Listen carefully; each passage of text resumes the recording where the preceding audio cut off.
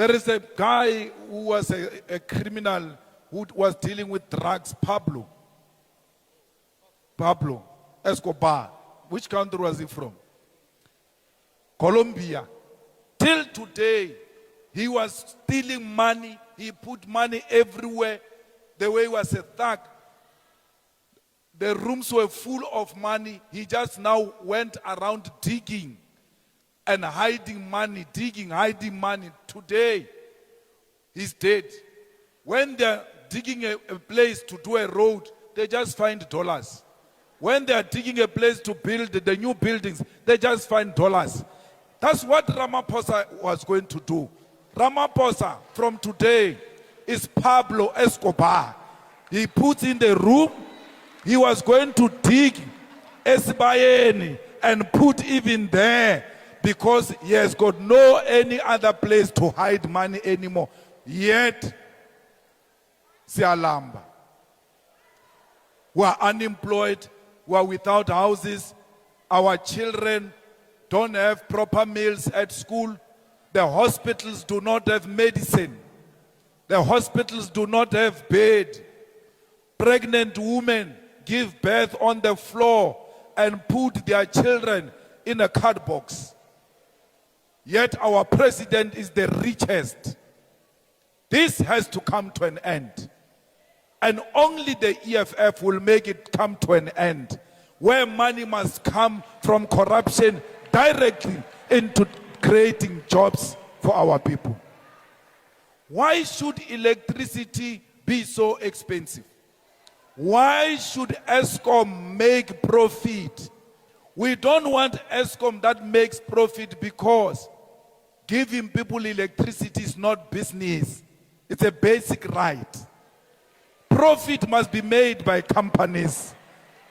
We are not about making profit. As long as they generate enough money to sustain themselves, that is enough. Then give our people affordable electricity. You know, racism works in a different way.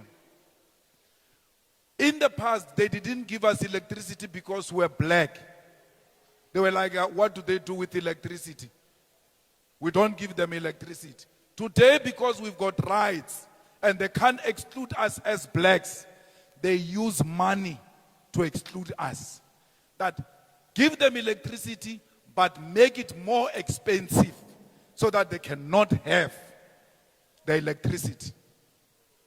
The same thing of apartheid is happening today, and the one of today is even worse because inside your house, you've got cables. Those cables are not electricity. It's just cables. You've got a plug on the wall. It's so painful because when you switch it on, the light doesn't come on because you cannot afford. In the EFF, everybody who's on SASA, the only place where you're going to tell people you are poor is at SASA. From there, you don't tell anyone if you are poor or not. We must check you at SASA. Once we find you at SASA, we know this woman is poor. Therefore, we must give her free electricity. Why? They can't say to you are poor during a day of SASA. And on the day of paying electricity, you are no longer poor, you must pay. The systems must be linked. This is one government.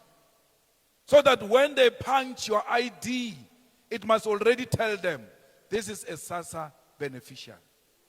Then automatically it excludes you from paying for water and electricity because you are poor. So you shouldn't go to some neighbor of yours there at the municipality and be saying to your neighbor, hey, I'm poor, I don't have anything, look at me, look at... No, the system, your own government must know you and must know your conditions.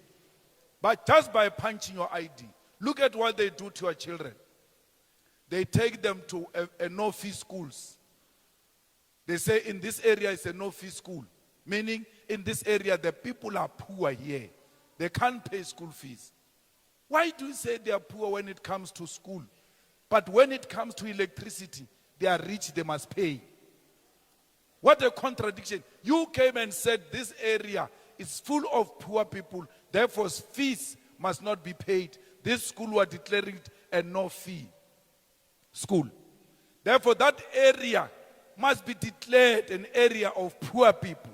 Then we automatically exclude them from paying for water and electricity until such time that you create jobs for their children and give these children money to go and pay for water and electricity. After going to a no-fee school, after they give you food at school, when you go to the university, they say to you, give us registration fee. How do you say, throughout my years, I'm poor, I've been going to a no-fee school. When I come here, you say I must pay registration fee. Where do I get that money? Because when we pass matric, you don't give us money, you give us certificate. So where did this money come from all of a sudden that I've passed matric, I must pay registration fee? There shouldn't be a registration fee. There shouldn't be fees at all for children of the beneficiaries of SASSA. For children who come from no-fee schools, automatically their qualifications must enter them into the university. Throughout their school years, you have been saying they are poor, you have been giving them education for free. How do they become rich when they're supposed to go to a TVET, when they're supposed to go to the university? It's because the systems are not speaking to each other. They don't even know that this child comes from a poor family of SASSA beneficiaries. They don't know. The same government, they say, no, you say I can't pay school fees. My father died. But go to a police station to do an affidavit that your father died. How come you ask me to go and do affidavit? You are the one who gave me the death certificate of my father. You are a government. You said my father is dead. How come you don't know that my father is dead? You are asking me to go and get an affidavit. The system must tell you. Because our IDs are supposed to be linked as one. Once they punch my ID, my mother's profile must come. My father's profile must come. And everybody else I'm related to. The government must have that basic information about me. The same thing as hospitals. Uyagula, you go to Msunduz. That day you are able to talk properly. Ibari, what are you allergic to? You say, I don't take this, I don't take this, I don't take this. But okay, we'll give you this kind of medication because you are allergic to this. Then you go, eThekwini. There at eThekwini you collapse, you can't talk. No one can ask you, what are you allergic to? Because you can't talk. They are going to give you a medication that contains the things that you are allergic to. Because why? The systems don't speak to each other. They're supposed to put your information in this computer. This is one department of health. It's not two departments of health. These hospitals are owned by one person. That person is called government. When you go to a hospital here and go to a hospital in eThekwini, they must be able to tell you your profile, your health profile. It must be having information of the things that you are allergic to. No, they don't talk to each other as if we are running separate governments when the government is one. Why? We are led by fools who know nothing. They don't know what they are doing. They go there. If there is no tender in this thing, they don't care about it. Tell them about the tender. They all know how the tender works because that's where they steal our money. So we need a government that knows us. We are the ones who have put this government into power. You know, comrades, if you go to Home Affairs, they know all of us. All of us. They can tell you, when you say my name is Surprise, They just tell you from there, you're not South African. Because we don't have to have names as surprise. Maybe one or two. They can tell you which surname is the biggest in South Africa. The biggest surname, by the way, in South Africa is Dlamini. The Dlamini surname, a lot of people are the Dlaminis. Yeah, the number one surname in South Africa is Dlamini. So, they've got our information there. But how they don't link all of this to be one, so that we don't have to go and parade poverty. No one is proud to be poor. That your children must be carrying a shame on them, going around telling people, I'm poor, can I please get a free registration? I'm poor, can I please get my results? In Parliament, we have put a law that says all those who are owing fees at the university or TVETs, their results must be released. Because these are the children of the poor. How the ANC did not do that all along, I don't understand. What are you going to pay those fees with when they withhold your results? Because they must give you a certificate so that you can go and look for a job. And if you get a better job, you are able to pay them back. So we want you to get your results for free. Because we want you to go and look for a job and contribute into your families. RDPs are not the future. The future is jobs. Why must we have the houses that look the same? No, I don't want a house that looks like yours. I want to build mine in my own image. How do I build my own house? Give me a job. I will build my own house. Why do you give me RDP? It's because you want to keep me here. You don't want me to leave. Every time I complain, you say, we have given you a house. I don't want a house. I want a job. I've gone to school. I've got qualifications. I don't need anybody's favor. I don't want to go around, begging councillors. Come for a list. Put me number one. No. They want to give us RDPs because they want to remind us every time we open our mouth. Today, they have a problem with Malema. Why? Malema is not a problem. Malema says, give these people land.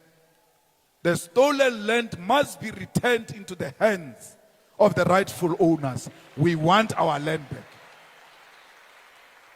Everywhere I speak in English, it's not because white people can't hear what I'm saying. They hear what I'm saying. I never said white people must leave South Africa. I said return the land so that we share the minerals of this country together.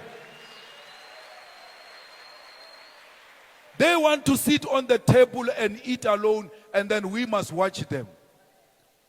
That time is over. We want to sit on the table. This table belongs to us. It is our table. You will never have dignity without a land. No one will be respected without a land. We are not disrespected because we are black. We are disrespected because we don't own property. And the ownership of property starts with the land. If you want to eat, food comes from the land, if you don't know. The clothes come from the land. The jobs comes from the land. When you say, we want these mines, on whose land? Because you must first take the land. Then the land comes with everything. That's why when they arrived here, these whites, they did not steal our women. That they did later. When they arrived, the first thing they stole was the land. From there they knew everything will follow them. If you are poor, you don't have the land, you enter Pep store. And just before you entered Pep store, they stole a phone inside that shop. When you arrive at the Pep store, they are searching people looking for the phone. And the first thing you say when you arrive, oh, what's happening? What's happening? But no, the phone is missing here. You are going to search yourself. Or I didn't take any phone. But you're not there. The reason you do that is because you are going around with shame. You are not proud. You do not own the land. Look at an uneducated white person. By the way, many of them didn't go to school. White Afrikaner here in Msundus. Look at him when he walks. You will even feel like you can hear the footsteps. He walks with confidence because he knows he owns this property. We don't walk with confidence. We all walk like we're running away. We walk like this, so that if trouble starts, I'm able to run. I can't be a suspect. Why? Because we don't have the land. That's why they fight anyone who says, give the people the land. Why? These people are going to have their dignity and they are going to speak back to white people because that's what ownership does. They will never undermine us. But KZN, we cannot take the land without KZN being part of the struggle to return the land into the hands of rightful owners. We want proper roads. We want every house to have a tap, and that tap must have a running water. No human being must drink water with animals. No one. We want our children to get jobs, to get education. We too, we want everything else that children of white people have.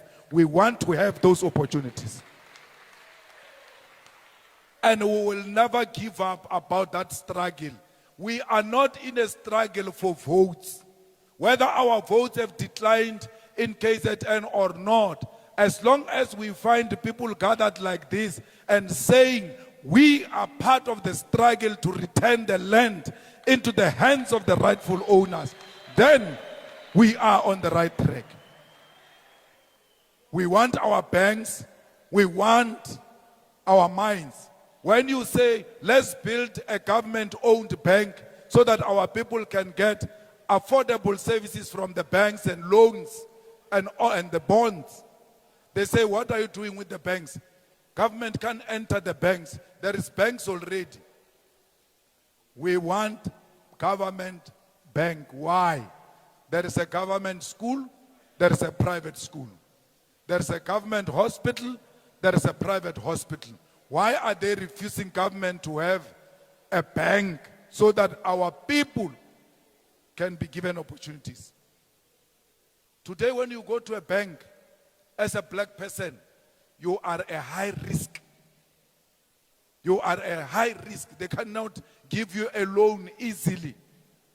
We want a bank that will belong to us and be sympathetic to us and give us those opportunities so that we are equal to the whites. So this province is very important in the EFF, and we will never give up on bringing back our votes so that the EFF goes right into the legislature, right into the councils, and make the right decisions for our people. Because the only people who can speak for black people is the EFF. No one else. They've all abandoned black people.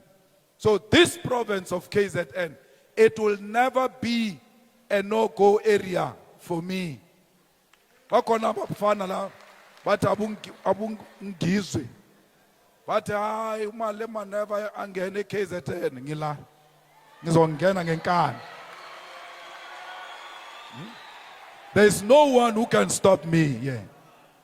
Not even IFP can stop me. When the ANC was scared to go to the north, when I was the president of the Youth League, I took the ANC to the north, Nongoma. I took them to Nongoma. I was with Senzo Mkhunu. They were all denouncing me, saying, don't go. I said, no one is going to tell us where to go and where not to go. This is South Africa. We go everywhere. I can never be intimidated by small boys and small girls. They want to know who I am. They must go and ask Donald Trump. These are kids, these ones.